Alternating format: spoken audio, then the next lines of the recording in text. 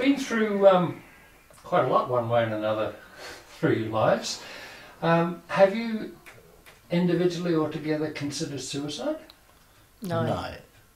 Why? We've got more to live for than we've got to die for. Yeah.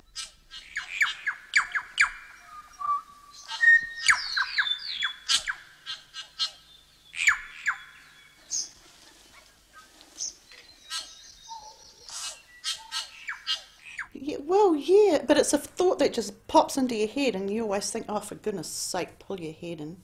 I always tell myself, that's the funny thing, because I don't want to be dead. But obviously there must be a part of me somewhere that thinks maybe it should be. I don't know. Life's what you make it.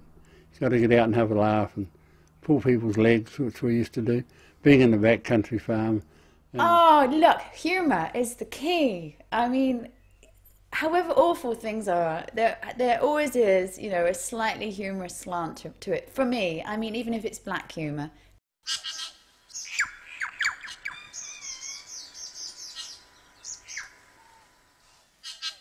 Having been born a fifth generation to the land, farming was a natural thing that we took on. We took over from Mum and Dad, and when they got to the close, I think, to their 70s, and we farmed for 46 years on the family farm, and that was my aim when I left there to come here, was to keep the farm going, even though it wasn't profitable. At the latter end of my term there, we were just farming it away. In other words, the prices would be that fluctuating. You buy in calves and they'd be dear, and by the time they're ready to go in 18 months, 2 years' time, the price of beef would be down, and wool was the same. We used to rely on the wool for income. Of a latter year, it was just useless. It was actually costing us for time. We mustered the sheep in off the hills and had to do all the work over the year to get mount. We got off the wool. In fact, one year I got a bill for $2. So this is the trouble. You have a disaster like that, and 650 ewes, heavy and lamb, all dead. Well, you've got no income for several years, and you've just got to weather the storm. You can't buy anything, fertilisers or anything to really push the production or do anything, which is the main thing with farming. You just had to sit there, and it's been the downturn and everything. It just gets at you. I reckon I've gone through that times. That I just felt, what the hell am I doing here working? As Francis will tell you, I work 7 days a week, non-stop, and if you added up the hours I did, I must say I did 9 or 10 in a week, because I could go and I could go contract baling and things at nights. Lucerne hay has to be done at nights, and I've been known to work 25 hours in a day. Well, that's getting into things. One's a bit shy and the other one's too outspoken, I know. Yeah, we know. Well, we'll hear from the shy one. So tell me about what happened with your son. Well, he was the third son, so he decided to get a job off farm because the other ones were taking it over, sort of thing. He did an apprenticeship in carpentering and he got through, and then he was living with Karen, and then they got married. But they would come up every weekend because they loved the farm, and Karen would say, he's grumpy, he won't talk to me. And we didn't sort of pick it up enough. But in the end, of course, 13 months into the marriage, Karen left, and that upset the apple cart. Owen, I had to take him to Nelson, to Noa. He got locked in a room by himself, and nobody could see him for about 3 weeks. All he wanted to do was kill himself. And I felt it wasn't a case of if, it was a case of when. Because he came home, they sent him home on a promise to the psychologist that he would come back on Monday for the weekend. I thought, how stupid are you? Anyway, I had to drive my car right up to the gun cupboard. He was a carpenter, he could have got in it, I'm sure, but to stop him even opening that cupboard while he was home. He eventually got over that trip, and he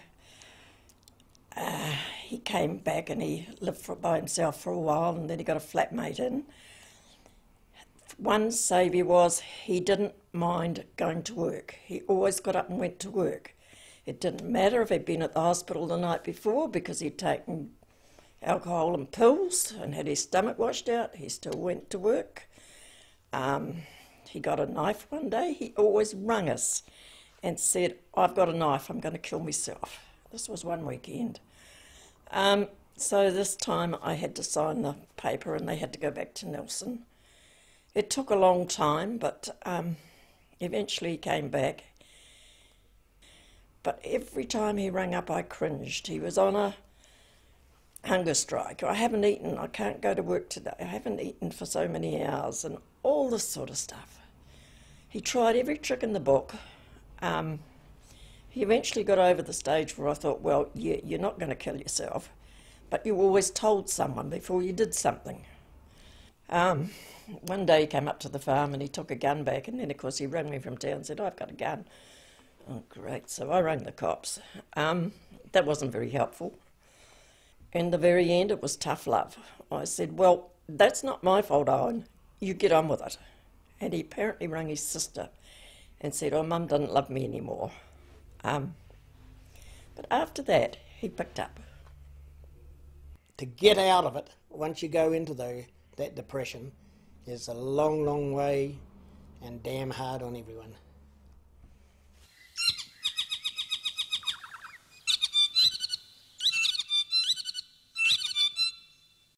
For me, it was watching, I think the Hoggets going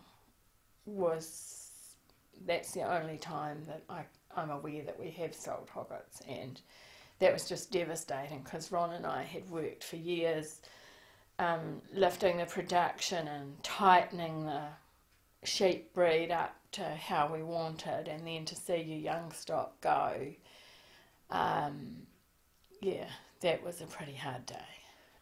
We had a young bank manager coming out of the drought who was not very helpful and just kept putting pressure on, wanting 5-year budgets, and it was a very difficult time, and Ron got to the point that he didn't want to cope with him and I was trying to deal with him, and in the end he got me in a corner, and luckily we had an extremely compassionate and caring accountant, and I rang him and he took it over and sorted him, and we got our needs met, and the next year we had this is 4 and 5 years out from the drought, we had a humdinger of a year and we were all back square again. I come from a family that's been challenged. My father was killed when I was 15. I had a brother commit suicide when I was 21. And Ron was with me through the suicide, and probably our first shock as adults was Ron getting lung cancer in his early 40s. And I think in a way that has helped us cope since, because you dig deep and you realise that if you come through something like that and you still have each other, if people can just realise that having their family and having their spouse supersedes a lot of other things, material things in life. I probably found it harder in that I was dealing with the farm with Ron, the 4 teenagers, and because Ron wasn't well enough to go out, I wasn't getting my social needs met, possibly. I did carry on. I was involved with guiding, and Ron encouraged me to carry on with that to try and keep my life a little bit in perspective. You could say that we were depressed during the drought,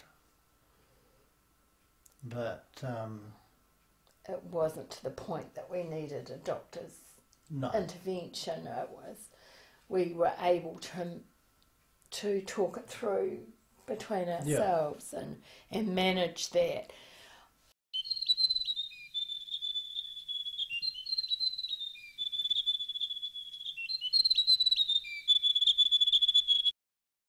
Fran, tell me who you are and what you do.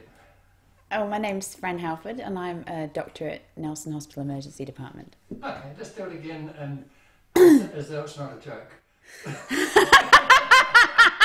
Oh no, this is going to be a challenge, I can tell. I mean, we kind of aren't at the bottom of the cliff, actually, because the poor paramedics and the police are really at the bottom of the cliff, because, you know, they see so many more suicides than I do, because they see the people that did it, right? So the people who've come to me have taken a swerve off the bottom of the cliff, and they've somehow miraculously survived. So people are often very upset when they discover that they're alive. Some people, conversely, are very repentant, you know, seeing this as an opportunity to have a second chance in life, are very grateful that they're alive. But the majority are just too sleepy or out of it to express anything to me other than, really. I mean, there's suicide in my family, you know. My uncle killed himself. And all my family suffer from, you know, or not all, but a lot of my family suffer from major depressive illness and have been institutionalised, and, you know, so I've had it's this Celtic melancholia. Somehow I've inherited my dad's genes on that one. So I've got this perverse reaction where the worse things get, the more cheerful I get. Dealing with this part of society that's kind of quite hidden away, really. No one really talks about it. It gives me a lot of humility and a lot of gratitude for my life and just how good it is. And also insight into how easily you can fall off the perch. Yeah. And I think we've all thought at some time or other, it's just too hard, you know. Death would be easier than this. And looked at that tree and thought, I could just drive into that tree, you know. Or, you know, I mean, I think everyone, if they're honest, has had that feeling. I used to wish that trees would fall on me and kill me. I used to wish cars would run off the road and take me out. It's hard to think back now and just remember how bad it really, really was. You have the weirdest thoughts, like you'll be driving down the road and suddenly you might think, oh, I could just, if there's a truck coming towards you, I could just drive into that and it'll all be over.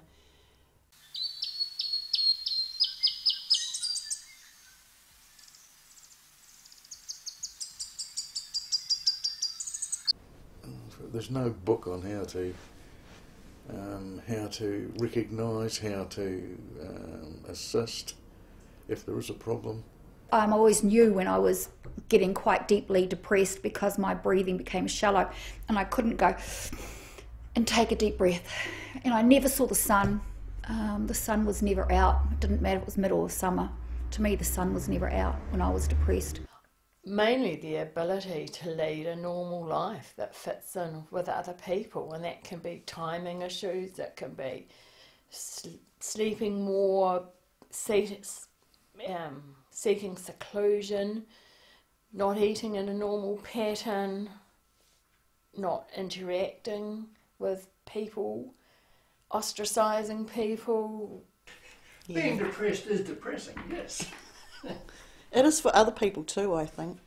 A person once said to me one day, God, it's depressing being around you sometimes. I think, yeah, maybe it's hard to be enthusiastic when you're depressed. I would cry out loud when I was in the car, when I was driving down back roads where I knew there was nobody around, no houses. I would cry and scream and scream out loud, why are you gone? It's not fair. Why can't she come back? All this sort of stuff. And I thought I was crazy until I happened to be sitting on a plane beside another lady that had lost her son. And she said that she did the same thing. She had an area that she had to drive over a hill to get to her place in the country. And it was about 4 or 5 k's long. And she said that it was just once she got to the hill, it was her screaming time. And she used to scream all the way over the hill. So I thought, well, I'm not crazy. If I am, there's other crazy people out there like me. Most of the time I just want to be alone and I can't be bothered with anything. All the things I love doing, I just can't do when I'm depressed. All my artwork, if I'm depressed, the hand won't work. It sounds really odd, but yeah, depression's pretty bad. I have no motivation at all when I'm depressed. So yeah. what do you do when you're depressed? Read, whinge to myself, good job, I'm alone. Cuddle the cats. Cats are good for cuddles. Yeah, just hang out by myself and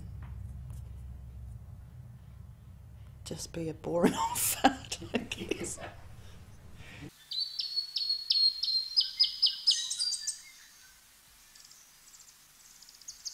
There's been quite a lot of farm suicides. Yes. What's your attitude to them? How do you feel about those people who have committed suicide? Well, they're lucky they've left a mess. yeah, yes. They're out of it. Words I was just trying to think of. I honestly think that they go there and they commit suicide. Everything for them is cleared up, but what they leave behind is a disaster. How is the wife supposed to get and work a farm when she's got other children? She can't do it. The farm's got to be sold. Then she's got to be able to get the kids to school. She's got to be able to change schools, and there's that many things that come into it once it does happen.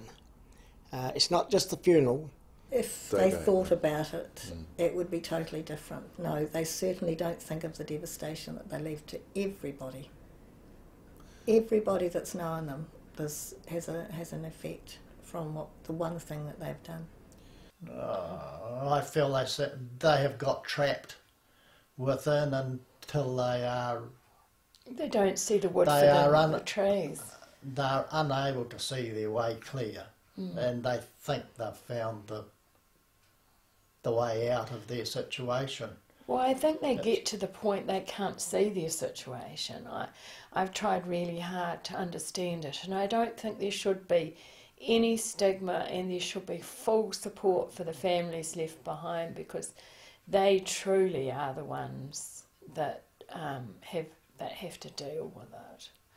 We had planned a trip to Italy, and we never made it together. But I had friends who were going at the same time, and they said, look, come. So I did go, and I realised that when I came back, I was not only going to come back to an empty house by myself, but it was also going to be the 3rd anniversary of Marcus's death.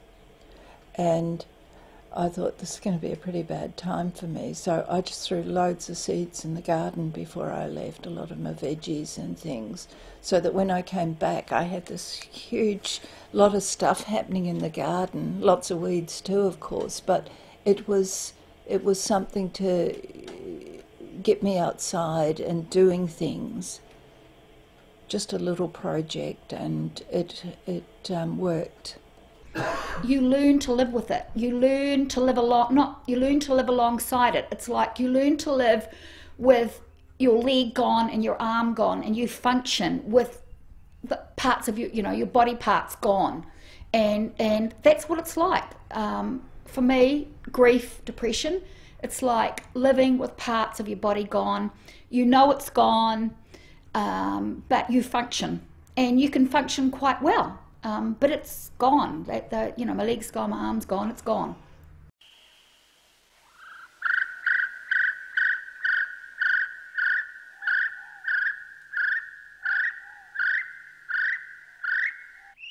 I was on antidepressants, but they make me feel dizzy all the time. Well, not all the time. Quite often I would feel quite dizzy, like you've had a few. And I suspected that that's what was causing it, so I went off them and I came right, and then I went back on them. When I went back on them, it was worse than ever, so I just stopped them. Now I don't take any antidepressants. Just take vitamin V tablets V? V? What the hell's V? I've never heard of vitamin B. Vitamin B tablets. When I remember to take them, that is. I kept having thoughts about killing my favourite cat. That's how weird it was. My favourite cat, and it was devastating. Got to the point where I was scared that I was going to walk in my sleep into her room and kill her. So I went to the doctor crying and said that I was going nuts because I thought I was. And I told him what had been going on. He said, no, you're not nuts, you're just depressed. And boy, was I depressed. I rang Outreach and a lady came up and she helped me. Well, she gave me a few pointers on how to deal with my feelings and my thoughts and try to steer them away onto other things. Because like I said, if you start dwelling on it all the time, you just go down the gurgler. So you've got to, as soon as the thoughts start coming, swap them for something good. Watch TV, anything to get your mind off it. Yeah. See, my husband was involved in a murder-suicide, so that was movie material. There was everything in there: sex, violence. Dear.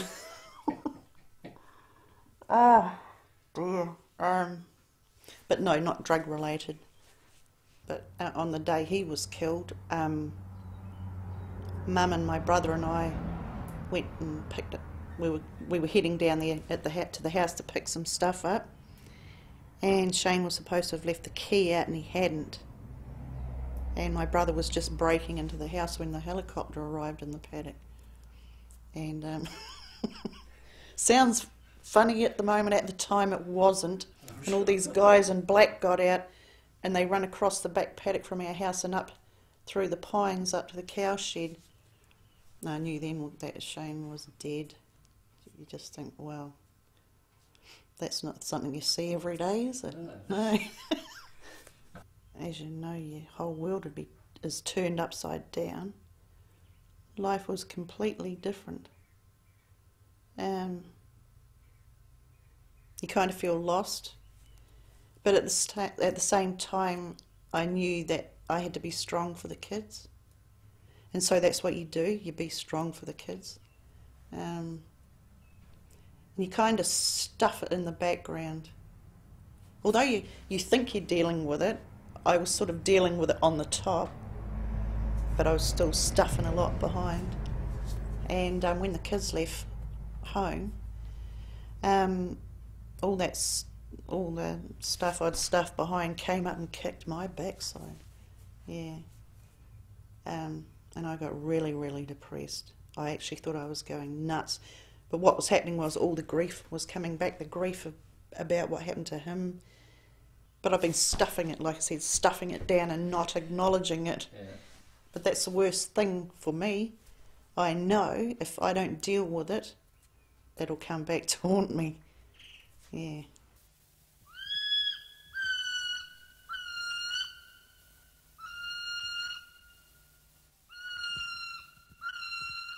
We had to go up and shift some sheep, so Brian only had a two-wheel motorbike at that stage, and he had Stephanie, the eldest one, in front of him on the bike, and then I was behind him on the bike, and then I had the baby in the pushchair behind me. I put my hands behind to so we didn't lose him, and off we went up the road. I mean, we were the only ones that lived there. It was only a country road, so we pretty much knew if anyone was coming into our place. But you wouldn't do it today, would you? It would be very much frowned upon. And because we weren't silly, I mean, we just went very, very slowly. No more than about 30 miles an hour. Oh. No, the dogs had to keep up. I doubt whether it was that fast. I had this big heart bypass, That took a fair bit of getting over. It took a lot of getting over. It's quite a devastating type of thing, really. In what way? Just the drugs, and you cut up here and they've sewn you up inside with, I think, the number 8 wire, for, you know, the old number 8 wire thing. Oh, he went from very active to very inactive, and couldn't do a lot, couldn't do anything. And he did start coming right, and then he started going backwards, and that's when we found out that he had a lung problem. So they both had the same bad symptoms.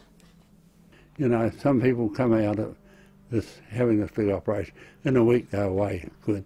Others a fortnight, a month, 2 months, 3 months, 6 months, 12 months, 1 year, 2 years. Some never come out of it. They just flop, you know.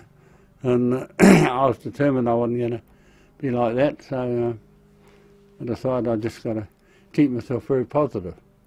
I did find it hard when I first came home from the hospital. My wife was going out to some sewing classes, learning quilting, and she went out every Monday night, and I'd be left at home on my own. It's a bit quiet, nothing much on TV other than I used to get on the telephone, ring up our relations, have a yarn with somebody, and after a while I started to come right, you know. He's good. It was me that had to learn to handle it. He was just so slow, and I've always been fairly fast and doing far too much, and I just couldn't cope with having to stop and wait. He didn't like me tearing around. I suppose he knew I was doing it because he couldn't do it. And that's a bit sad, really. I told myself, this is our life now, and to come to terms with it. And you've got to try and forget everything, have a laugh, yeah, and see you get people around you. Don't shut people out of you. Get your friends around, or try and get people coming in to see you.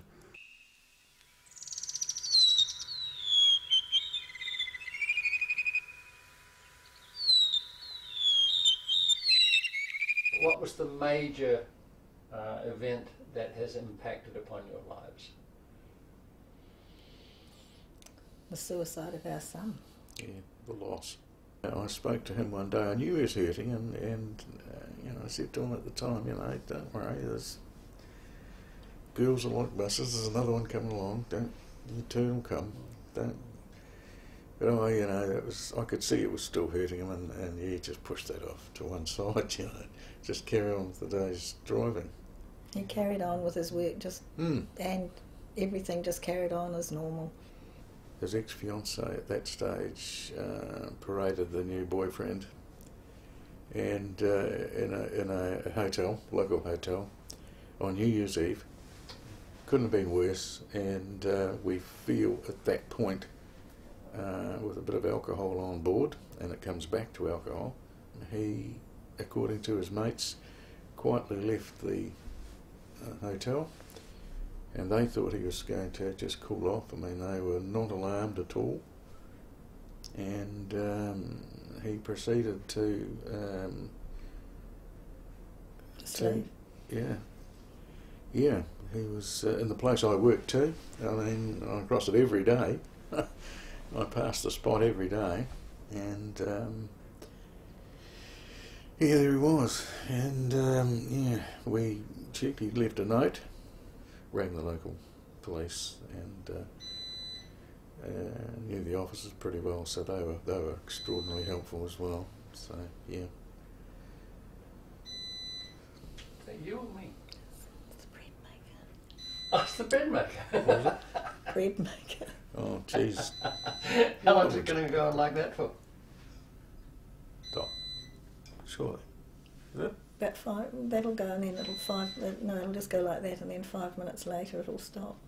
And here I found myself in the situation that my wife sitting out in the car waiting, and I'm on sticks, and on crutches, and I had to virtually, there was no easy way. I just had to go and tell her. The local contractor wanted him to carry his coffin on the truck, his own truck. There was just wall-to-wall people. This room was full of flowers. I dreaded seeing the florist come up the driveway. That's when everything started to really compact, because Andrew used to come in the back, he'd park his truck on the back street and come in the back door, and I kept waiting for that back door to open, and it didn't, and that's where it got really hard for me. And the thought of going out to meetings and things like that became quite strained. We just wanted to be at home. Yep. We just didn't want to We sort of went mix. into the show. Yeah, we sort of, that was the hardest part, just having the motivation to keep going. Because he's gone, but things carry on. The mail still keeps coming. People that don't know will come in and say, "Hi, how's Andrew? What's he up to?"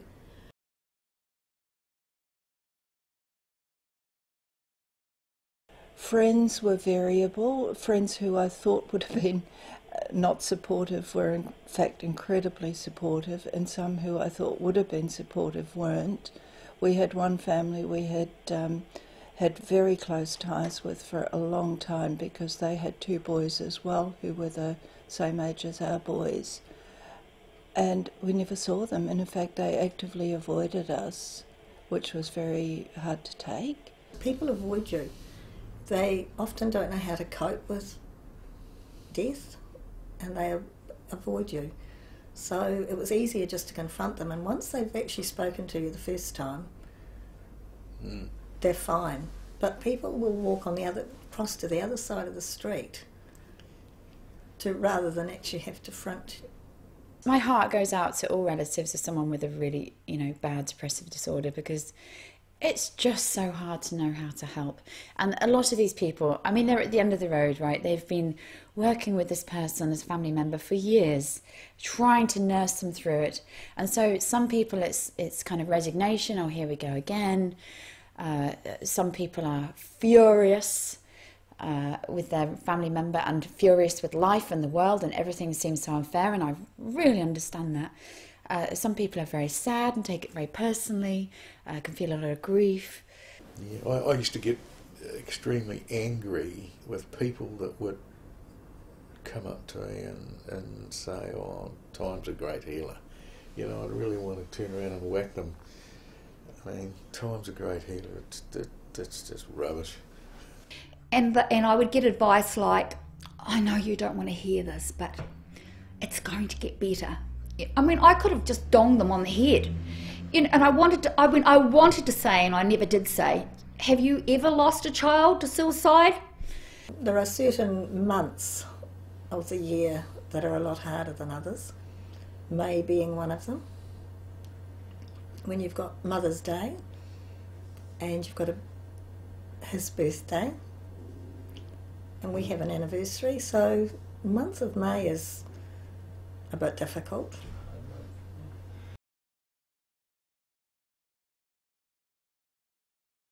So for other people listening to this, who are depressed or considering suicide, any advice for them? Don't.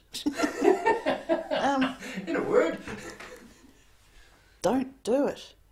To think of the people around them, the closest people around them. What is it going to do to them? Yeah. What is it going to do to the people that love them dearly? Don't lock yourself away and dwell on it, because that's not good. If you've got friends, get them to come to you or go to them. Ring outreach.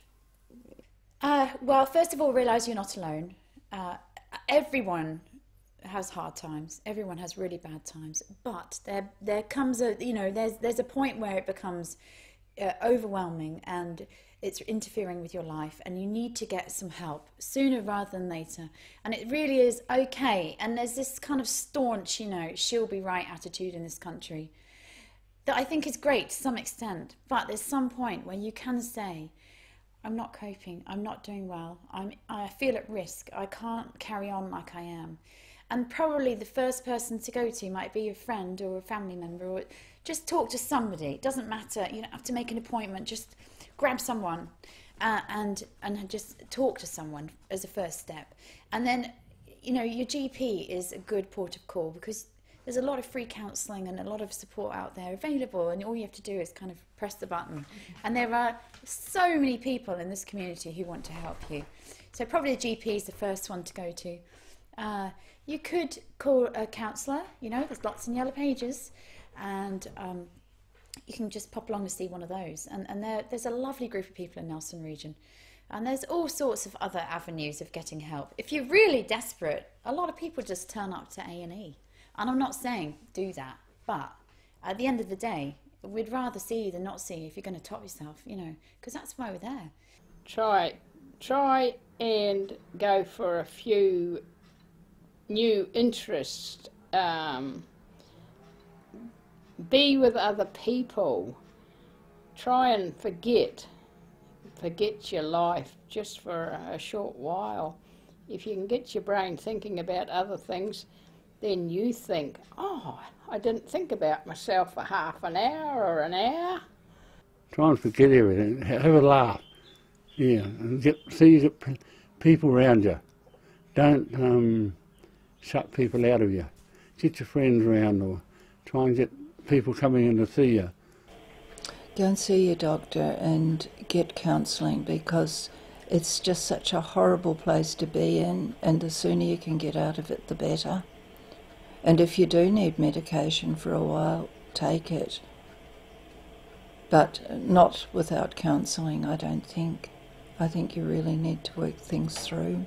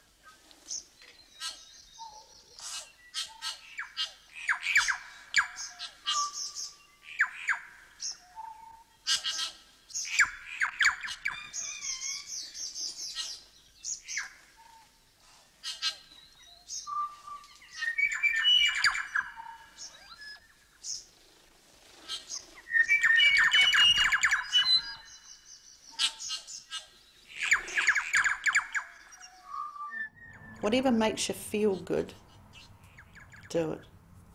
Oh, within reason. Within reason.